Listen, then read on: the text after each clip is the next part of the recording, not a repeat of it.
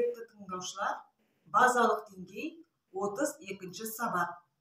Сабақтың тақырыбы үй.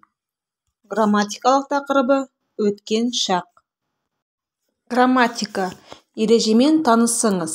Өткен шақ іс-әрекеттің сөйлеп тұрған сәттен бұрын болғанын білдіреді. Мысалы, мен бардым. Ол сапарға шықты. Өткен шақтың жұрнақтары д, т, ған-ген, қан-кен. Тапсырма.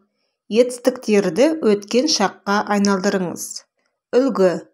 Менің досым кітап оқып отыр. Менің досым кітап оқыды. Тапсырма. Мына сөздерді пайдаланып, сөйлемдерді толықтырыңыз. Керекті сөздер: 1 сағат бұрын, былтыр, бұрыннан бері, 1 жыл ішінде. Мысалы, Мұрат былтыр құрлық әскерлерінің әскери институтына түсті.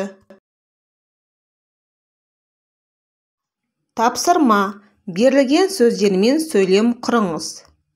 Мысалы, көлде балықтың түрлері өте көп. Жаңа сөздермен танысыңыз.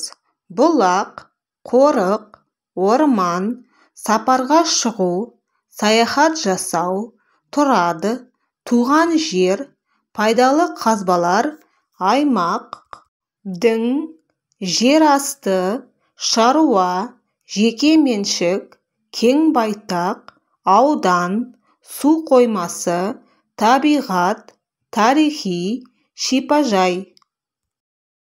Тапсырма. Жаңа сөздермен сөйлем құрыңыз. Мысалы, Қазақстан жері пайдалы қазба байлықтарына бай. Берілген сілтемеге кіріп, тапсырмаларды толық орындаңыз.